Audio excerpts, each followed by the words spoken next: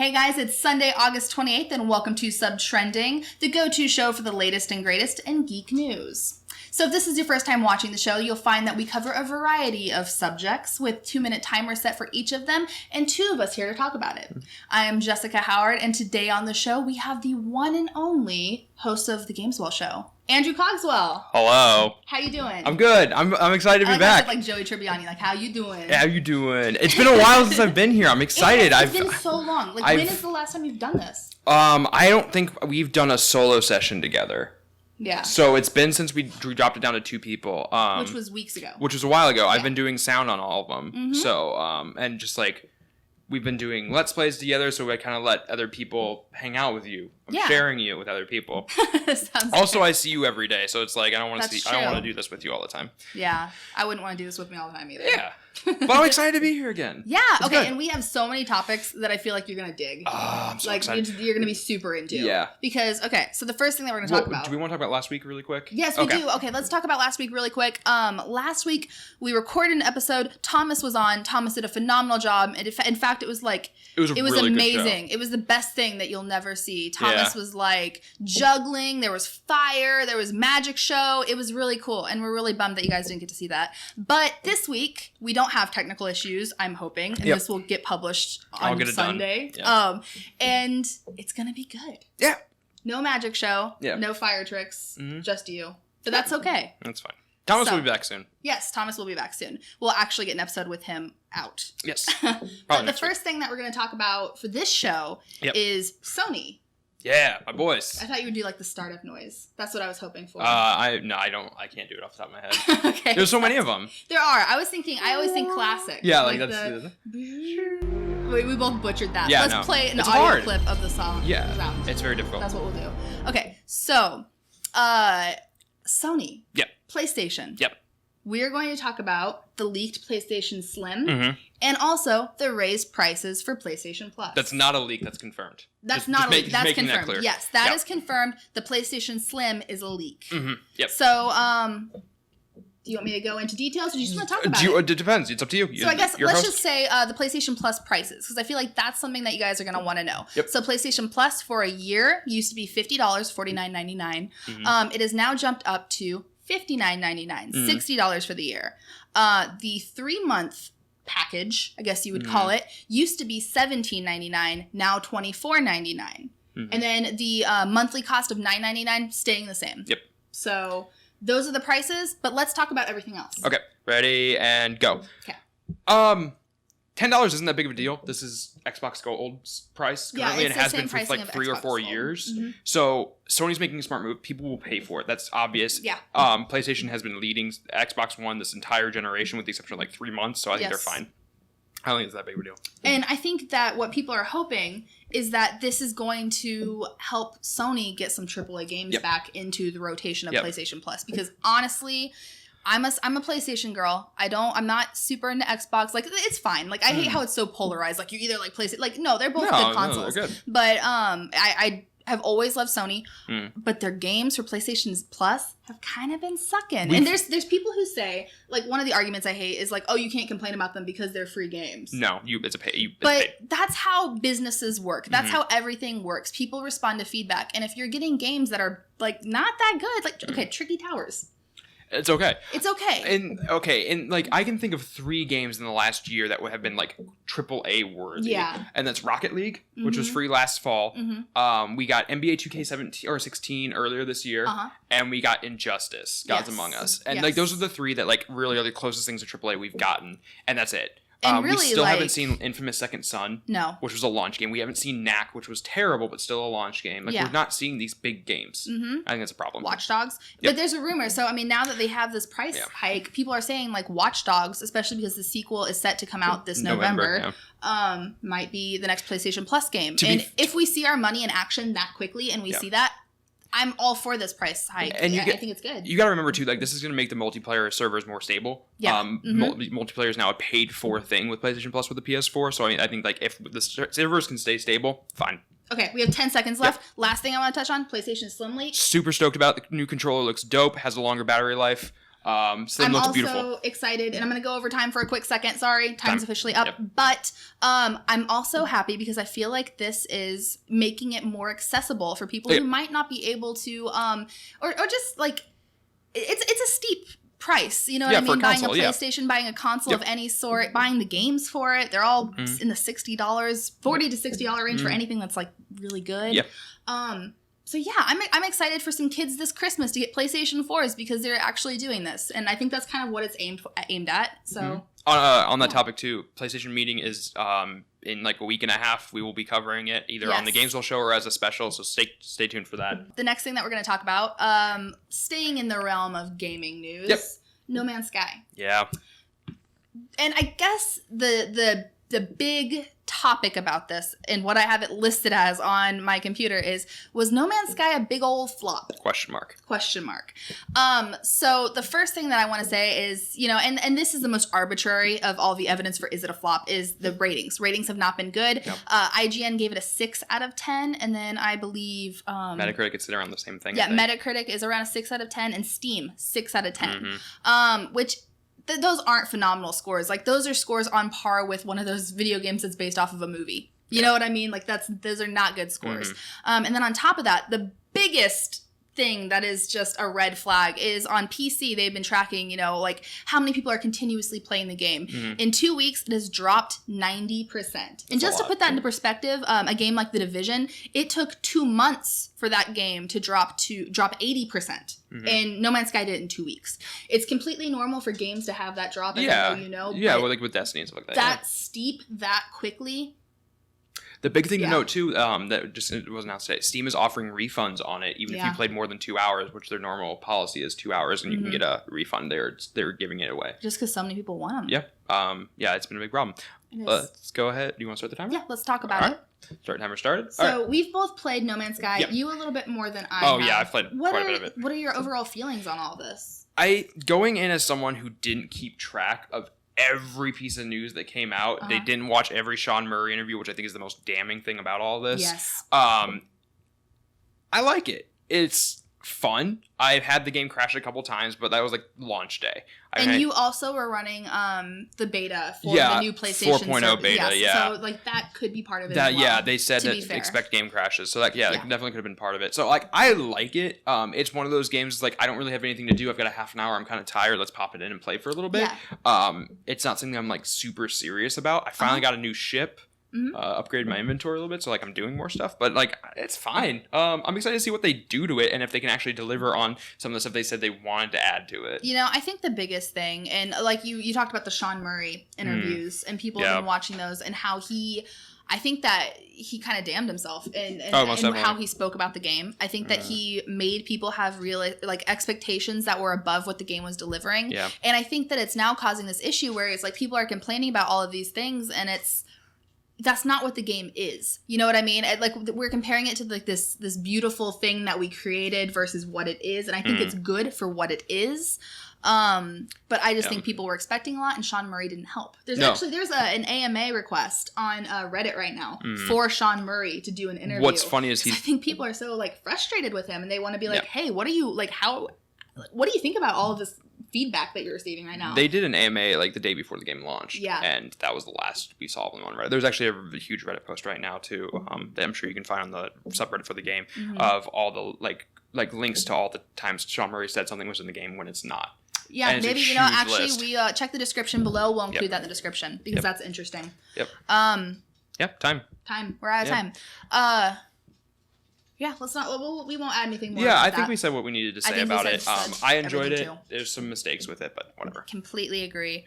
The next thing that we're going to talk about, we don't have any more gaming news. I feel like we have a little bit more gaming news usually, but not today. The next thing we're going to talk about today is movies. Specifically, superhero movies, because what's geek news without a little bit of some superhero movies? And like, what movie isn't a superhero movie anymore? I know, for real. So the first thing we're going to talk about is something I am so incredibly excited for. Justice League Dark. Otherwise known as Dark Universe. That's what it's going to be called. That's what the movie's going to be called? Yes, Dark Universe. Interesting. I'm surprised they're not tying it more into like hey, this is definitely part of the DCU. I mean, that's at least a working title, I want to say, but it's like that's what they're calling it, Dark Universe right now. I gotcha. But it's Justice League Dark is what it's based off of. So I know you got a lot of information about this, so go ahead and rattle that off. Yes, I'm going to rattle off the information. Okay, so we have a new director. Super exciting because for a while it didn't look like this movie was going to get made. Guillermo del Toro's been working on it for forever. Yeah, Guillermo del Toro has been working on it for a long time. He's had his writer Michael Giglio, I believe his name is. Let's check that. Yep. Michael Giglio. Okay. And so it's the same writer, same script. Del Toro is still going to be producing the movie, and we also have Scott Rudin, who's actually an EGOT winner, meaning that he's received an Emmy, a Grammy, an Oscar, and a Tony. Which is incredible. Super talented man. He's essentially Whoopi Goldberg because she also has an EGOT. I think that's how it works, right? Yeah, he's on par with Whoopi. Yeah, he's on the same level. But we have director Doug Liman, who's actually he's an action director, and he's very, very good. He's known as being an insanely good actor. Got some credits on there. What I was about to say that. I know. Sir. I'm just reading them. Edge of Tomorrow, The Bourne Ultimatum, and Mr. and Mrs. Smith. Yeah. Was it Bourne Identity or Bourne Ultimatum? Ultimatum. Okay. Oh wait, no. You got Identity. Identity. It was Identity, not Ultimatum. I lied. There's so many of them. Yeah, there's like 8. It is a good thing you read them. So he's going to be working on there as the director. So all around, just like a stellar group of people. Yeah. Let's talk a little bit about what the actual subject matter is said to be about too. So we have John Constantine who's going to be in there, Swamp Thing, Deadman, Zatanna, and the big one. Elgrin, the demon. No, not Elgrin. It's Etrigan. Etrigan, sorry. Etrigan the demon. I had to remember it. I'm too. like reading off of here. It's very difficult for me. I can make it bigger. No, it's fine. But Etrigan the demon, who is actually he's a little bit more of an obscure character. Yeah, a little bit. And they're saying that the plot is going to basically be John Constantine, who I feel like he's the most famous of all. Oh, most definitely. Recruiting other members to join this sort of Justice League Dark, though they're calling it Dark Universe, to help go on an adventure, solve a problem relating to Demon Knights, which is actually a separate run of comics where Etrigan the Demon is at the forefront. He's part of that superhero group. And basically Demon Knights is Justice League, but set in medieval times. Yeah. So more Arthurian times. It had a New 52 run, didn't it? It did have a New 52 run. I'm not sure if they're going to be doing that with Rebirth. I think it's on the schedule. It's not on the schedule, but I don't know if later on that would be something they'd add. It's a little bit strange. Even by DC standards, it's a little bit strange. And this movie's going to be a little bit strange, but I think it's going to be good. Let's talk about it. All right. And timer going. No, it's not. Now it is. Okay. I'm stoked for this. I'm a big Swamp Thing fan. I love Swamp Thing. I haven't read as much as I would like to, but Alan Moore's run is incredible. You've read Alan Moore, you've read Scott Snyder's run. Snyder's run at the beginning of the New 52 for the first 3 arcs was amazing. I loved it. Constantine's really cool from what I've seen / read of him. Yeah. And maybe they'll even bring back Keanu Reeves. I hope not. I'm kidding. I like Keanu Reeves, but he wasn't British. That's the big thing. Well, he doesn't have the sort of Constantine vibe, I feel like. No. He doesn't at all. People have talked about like the newest TV show, though, if they bring on that guy. I don't actually remember his name. They won't mix but I don't think they're going to. Not very likely. I'm glad this movie's getting made. Like, that's my big thing is like Guillermo del Toro's worked on this for so long, and he loves the Dark Justice League. He's a horror guy. I mean, so this makes sense for him. He's worked so hard to try to get this off the ground, and it's finally moving forward. Also, it's getting the director off of the Gambit movie, so that's awesome because the Gambit movie is going to be terrible. So, because originally Lyman was set to be doing Fox's Gambit movie starring the Human Channing Thumb. Tatum. You're so mean. He seems like a really good guy. Yeah, he does. But he looks like a thumb. I don't find him attractive either. But Channing Tatum was going to be playing Gambit, and so it looks like he's no longer going to be doing that movie. He's joining the DC universe and doing this movie. Yeah. I think the thing that I'm, aside from the subject matter, which is going to be so different, so cool, so unique, just the people making the movie. Guillermo del Toro has one of the most beautiful cinematographers. He's one of the most beautiful cinematographers around. Crimson Peak, Pan's Labyrinth, and that's just to name a couple. Like his eye is great. He has this beautiful like gothic sort of vibe about him, and I think that him doing Justice League Dark is a brilliant choice. I mean, and he's taken on comic book movies before he did the Hellboy movies. So, I mean, he has experience. And Lyman bringing in that action, bringing in that height. He can make things very tense feeling. It's going to be good. Real quick, before we something I'm really excited about, Suicide Squad. I know time's up. It's okay. Finish your thought. Suicide Squad had bunch of random people, kind of like Guardians, but kind of flopped. And I think this will work more because we don't have characters like Harley Quinn and the Joker that people are familiar with. I disagree with you saying that Suicide Squad flopped, though. Okay, not Suicide flopped, Squad, but like maybe it wasn't as critically well received. Yeah, but it made $600 million is what it just hit. Yeah. Okay, I think flopped is the wrong word. But and I think that, honestly, the Suicide Squad's success is the reason why they're going ahead with this and giving it the green light. Yeah. Because it is a similar feeling. It's a very odd assortment of people. What I meant is, like, I think this will be closer to Guardians than people, than Suicide Squad was when people thought Suicide Squad was being close to Guardians. And, I have a lot of hope for future DC movies. And sorry, we're kind of going off on a tangent right now. Like Wonder Woman and the Justice League movies we're going to be seeing next year, because they actually have Jeff Johns who's going to be helping out. And I have complete faith in him. Yeah.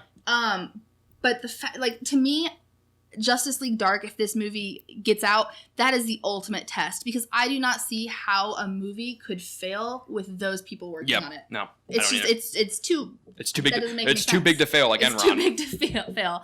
Enron ended well. Yeah, exactly. Next thing we're going to talk about, a little bit more movie news, a little bit more supernatural, a little bit more strange. Doctor Strange. Yeah. That's what we're going to talk about. Okay. So Doctor Strange, it was just recently revealed that Dan Harmon, who we know worked on the show Community and Rick and Morty, which is one of our favorite sit around. Are you going to say I don't know? I don't know about this, Rick. Perfect. I can actually do like Rick's voice kind of weirdly well, but I'm not going to do that because I have self-respect. No, I don't. No, but I love Rick and Morty, and I like Dan Harmon a lot, and I love Community. I love everything that he does. And it was revealed that he's written some additional scenes for Doctor Strange. He has a little bit of a shoe-in on that. This is really cool, too, because this is his first time doing a major blockbuster film. Yep. He's never done anything like this before. And it makes people wonder, too, is he going to be the new Russo brothers? They worked together on Community.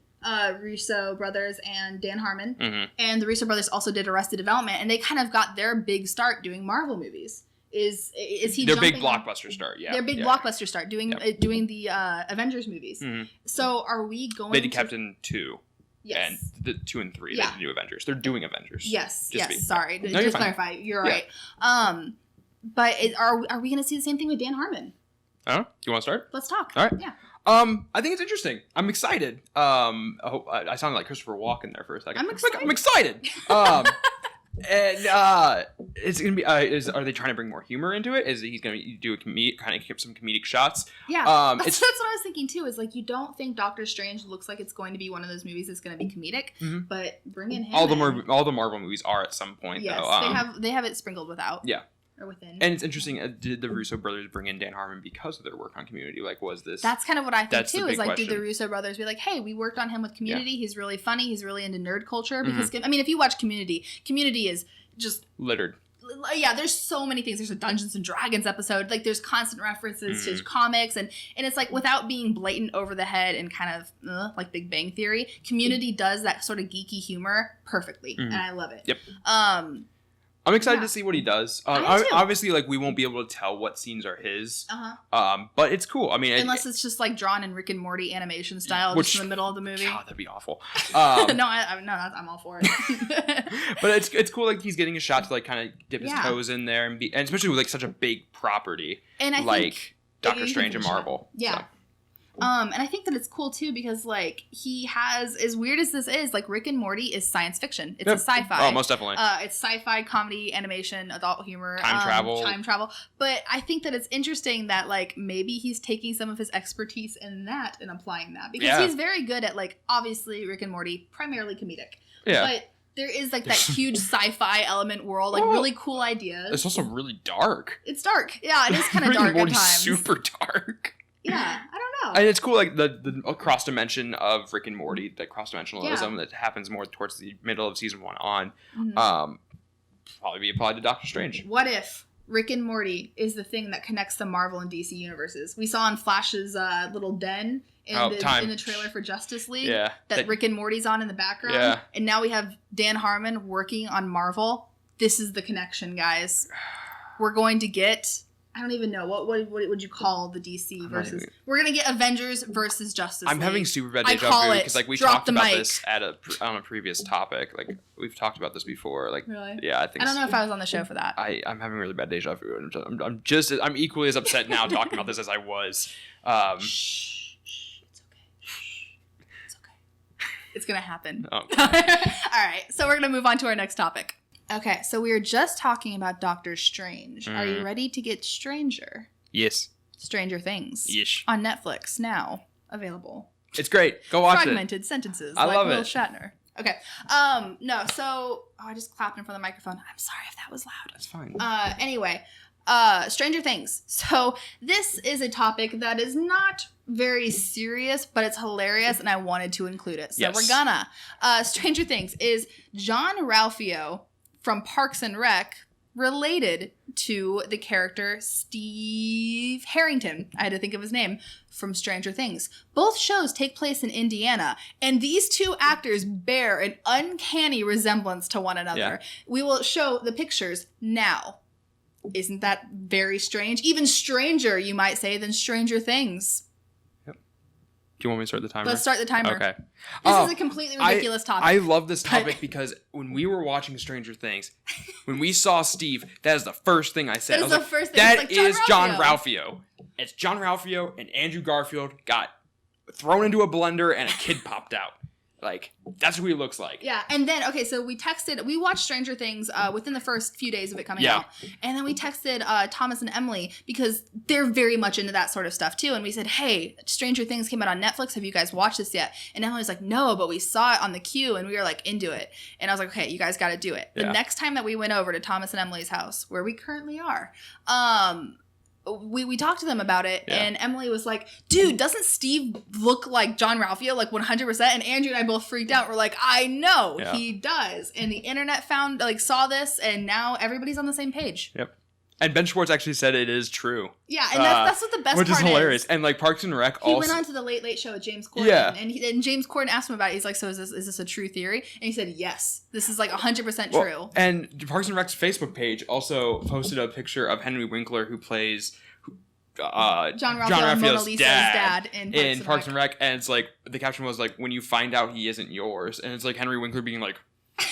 Exactly. Like looking really concerned. We have the actual producer and the writer of some of the episodes of Parks and Rec. He tweeted out because somebody, James Corden, sent to him like, "Hey, is this true? Can you confirm this?" And he said, "We can neither confirm or deny this, but yes, it's definitely true." That is what the tweet said. So I love the fact that everybody from Parks and Rec is totally jumping on board with this theory. I mean, Parks and Rec has been over for a couple of years. Like, I feel like they can do that. Mm-hmm. But no, I loved it. Like, that's literally the first time we saw Steve. I was just like, that's John Ralphio. Technically, I'm homeless. I was hoping you'd do a John Ralphio somewhere in there. Yeah. I was waiting for the last few seconds. And time's up. Boom. Yeah. I won't finish what I was going to say. I'm going to leave the suspense in the air as we move on to our next topic. Okay. Which is kind of suspenseful. So it's good that the suspense is in the air, right? Yeah. Game of Thrones. So it looks like... Should we just play the Iron Couch intro? No. Okay. It looks like this next season is going to be a doozy. Yep. It looks like the cast just got their scripts. Yep. Maisie Williams said she just officially read the last page. She read through everything, not just the last page. Though if I were on Game of Thrones, that's what I would do. Yeah. I would just flip to the last page and be like, okay, I see my name. We're good. I still have a job. So start at the end and flip backwards until you see your name. Be like, how long did it take you? Still making $1 million an episode. Yeah. We're good. But no, so they just got their scripts.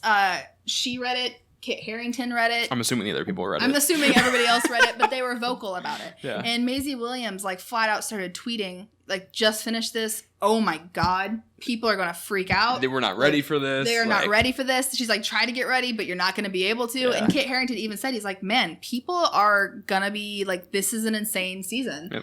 Yep. Like, what you aren't ready for what's going on. And this just sounds like the regular hype. Yeah. Maybe it is just the regular hype. But let's talk about it. And go. Because I miss Game of Thrones. I do. I miss the Iron Couch. Yep. I miss it. I do too. I miss it a lot. And I think it's I don't know if it's smart to get the hype going this early. I mean, we've got to wait longer for the new season to start. And this is usually when the hype started in the past is around this time. Around this time, around fall. We've got less episodes this next season. So I feel like this hype might be a little early. I mean, I get that the act... Premature hypulation? Yeah. Oh my God. Like, I get that, like, the actors the actors can say what they want on their own Twitter accounts, but, like... I'm ready for new Game of Thrones, but I'm not sure if I'm like ready to hear about new Game of Thrones. I don't think I'm in that headspace yet. Because like already, I read these tweets and I actually tweeted out like my anxiety, which is excitement and anxiety. I'm coining that phrase. Jesus. I'm gonna put a little trademark at the end. That describes you so perfectly. I know, it's like through the roof already. I read these and I was like, what's gonna happen? Who's gonna die? What is my life going to be once the show is gone from it? Like, what will fill the void? Or reruns. Yeah, reruns. We're just going to keep doing the Iron Couch forever. Yep. We'll just pretend that we're just watching them. We'll act out new episodes. There we go. Better yet, that's what the Iron Couch will become. We'll just like cut out cardboard swords and like we'll just play the characters. I'm the mother of dragons. You're I'm Daenerys. Anyway, like I said, I don't know if I'm ready for this yet. Yeah. Like, and not from like I can't deal with it, my heart, like crap. Like no, like I don't know if I'm like ready to hear about this. That was the most horrible voice I've ever heard you have, Andrew. No, I know there's another one you like less. No, we're not doing that. We're not doing that. But yeah, I don't know if I'm ready to deal with all this yet. Like, and like right now, especially like for me at least, like there's a lot of video games coming out like soon. Like that's where my headspace is at. Like there's only so much hype. Oh, there's so many good video games. There's only so much hype I can pass out. And like right now, Doctor Strange, Star Wars, Rogue One, and video games have all my hype. So for sure. Once we're done with like Persona 5 in February, like I can, we're time's up. Time's up. I can spread more hype around. For sure. Yeah. For sure. Believe it or not, there's only so much hype this little body can hold. And it's at its limit right now. So. The threshold has been met. Yeah, it has. Doctor Strange and Rogue One definitely have me there too. Mm-hmm. Which reminds me, like we're things are going to be a little bit different, not necessarily on our video part of our channel, but we're no longer doing articles on the site. By the time we're officially done with topics, by the way. Yeah, we're officially done with topics. Sorry, this is more of just a site update. I'm throwing it at the end because I can. We're going to be focusing a lot more on videos, so stay tuned because you are going to be seeing. We're going to get better about doing more specials. We're going to talk about our Rogue One feelings once that comes out. We're going to talk about Doctor Strange. We're going to be doing a lot more relating to stuff that's currently coming out and just a lot more for you guys. And we're excited to do it. This is what we love. That was kind of part of the process of finding out that we wanted to stick to YouTube. Is this is what we love doing. Yep. We have fun doing this. Leave feedback if you guys think that you could have more fun watching us and there's anything you'd like to see done differently. This is going to be our focus from now on. From now on, when we're really, really, really excited about it. Yeah, it's going to be good. I'm really excited to do these specials, especially with everything that's coming out this year. Definitely. So this wraps up our newscast for the day. Be sure to check us out at subtrendy.com. Watch all of our old videos. Check us out at Facebook. We'll always post when new stuff's coming out. You can see it on the website or Facebook. And we all have Twitter accounts. You can find those at the beginning of our episodes by our names. Or even on the website. Yeah. So give us a subscribe over on YouTube too. Yeah, definitely. If you like this video, please subscribe, like it, leave a comment, just interact. We love to hear from you guys. Yeah. So have a good night and we'll see you next week. Good night and good luck.